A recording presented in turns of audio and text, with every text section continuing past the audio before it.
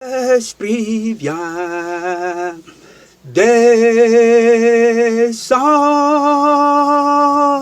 Saint-Esprit vient, Esprit de Dieu descend. Shalom, shalom à tous les bien-aimés dans le Seigneur.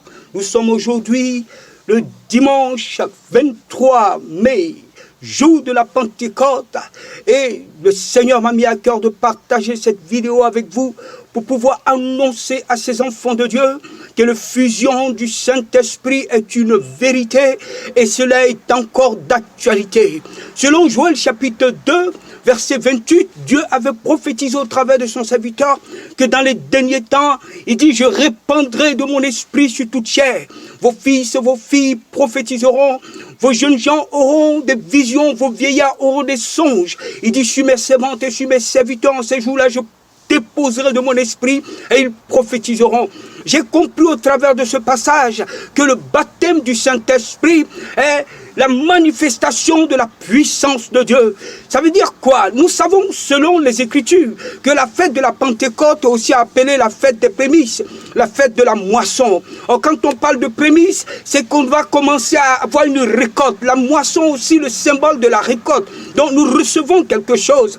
Alors, l'effusion du Saint-Esprit, le baptême du Saint-Esprit qui a eu lieu à la Pentecôte, selon le livre de Actes, chapitre 2, la Bible déclare qu'au verset 4, ils ont été tous remplis du Saint-Esprit et ils se sont mis à parler en langue. Quelque chose s'est produit le jour-là en fait. La Bible dit qu'un feu est descendu, des lamettes de feu sur la tête de chacun d'entre eux. Ils n'ont pas simplement reçu le baptême ordinaire, comme on le dit, je suis baptisé du Saint-Esprit, je suis enfant de Dieu.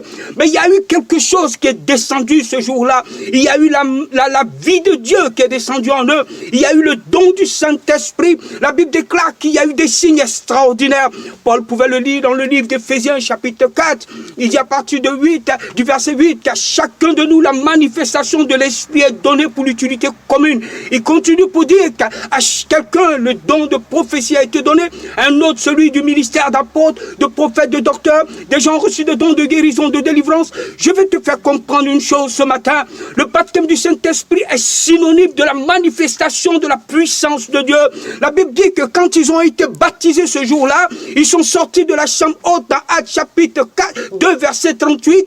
Pierre a ouvert la bouche et par la parole d'un homme, 3000 personnes se sont repenties de leurs péchés, ont donné leur vie à Jésus, se sont fait baptiser d'eau, ont été remplis du Saint-Esprit. Aujourd'hui, comment nous arrivons à évangéliser une seule personne? Cela est très difficile. 3000 se sont convertis parce que l'homme qui a parlé était rempli de la puissance du Saint-Esprit. Qu'est-ce qui se passe en fait? La Bible déclare qu'ils étaient tous réunis dans un lieu, tous ensemble. Et nous voyons encore tous les cas dans la Bible, toujours dans le livre des Actes des Apôtres, où les chrétiens étaient rassemblés, étaient unis. Et la Bible déclare que le lieu où ils étaient à trembler, ils étaient en prière, la puissance de Dieu est descendue, et il a commencé à se faire des signes, des prodiges et des miracles. J'ai compris qu'en fait, l'effusion du Saint-Esprit ne vient que dans l'unité du corps du Christ. Il dit pour l'unité du corps, il a donné au corps, à son Église. Les chrétiens qui ne s'unissent pas à l'Église, qui ne s'unissent pas au corps, ne peuvent pas expérimenter cette manifestation glorieuse de la puissance de Dieu. Regardez, Joël a dit, je répandrai sur toute chair. Il dit, vos fils et vos filles prophétiseront. Il parle du pluriel. La Bible déclare que les bénédictions ont été promises à Abraham et à sa descendance.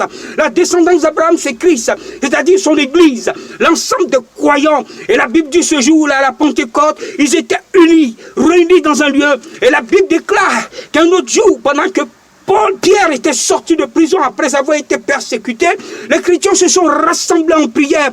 Et le lieu où ils étaient encore tremblé. Et la Bible déclare qu'ils ont été remplis du Saint-Esprit. Bien-aimés dans le Seigneur, comprenez une chose. L'effusion du Saint-Esprit ou le baptême du Saint-Esprit ne se fera que si vous êtes unis, si le corps de Christ s'unit dans la prière, dans l'amour véritable du Christ, unis à Dieu et unis entre nous, comme nous voyons le symbole de la croix, ce bois qui monte de façon verticale, qui nous donne l'union entre l'homme et Dieu, et le côté horizontal du bois pour former la croix, qui est l'union entre les croyants. Si cette union est véritable dans l'amour du Christ, l'onction descendra et des miracles s'opéreront, des guérisons seront faites, des délivrances s'opéreront, des morts ressusciteront. expérimenteront. L'Église aujourd'hui ne vit plus la manifestation de la puissance de Dieu par des miracles extraordinaires, parce que l'Église est divisée. Les enfants de Dieu ne manifestent plus l'amour. Nous ne vivons plus la charité. Nous ne connaissons plus ce qu'on appelle l'amour, la joie. Le fruit de l'esprit n'est pas dans la vie des hommes de Dieu ou des enfants de Dieu. Et on dit qu'on est baptisé. Écoute, le baptême du Saint-Esprit n'est pas une promotion du parler en langue où on se met à crier les ribaba ribobo. Le baptême du Saint-Esprit est la manifestation de la puissance de Dieu dans la vie de celui qui l'a reçu. Tu dois vivre les signes du Saint-Esprit. Tu dois vivre la nature du Saint-Esprit. Dans Galates 5, verset 22, la Bible déclare que le fruit de l'Esprit est l'amour, la joie, la paix, la patience, la bénédiction, la persévérance. Voyez, ce fruit est clair. Un enfant de Dieu qui est rempli de haine, qui est dans la tristesse, qui ne vit pas l'amour, ne peut pas dire qu'il a reçu ce baptême. Mais en ce jour de Pentecôte, toi qui m'écoutes, toi qui suis cette vidéo, si ton cœur est ouvert à Dieu, si tu es prêt à aimer ton Dieu et à aimer ton prochain, la puissance de Dieu viendra jusqu'à toi.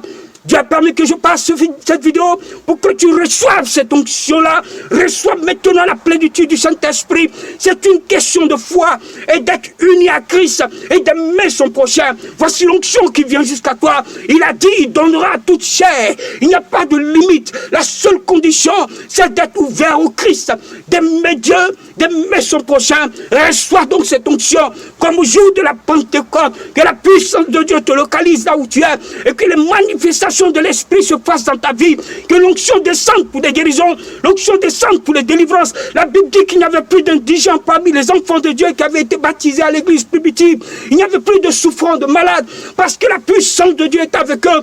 L'église reçoit le baptême ce matin. Frères et sœurs, enfants de Dieu, sois remplis de la puissance de Dieu et qu'à partir de ce jour, ta vie soit restaurée dans le nom de Jésus-Christ. Et tout le monde dit Amen. Shalom.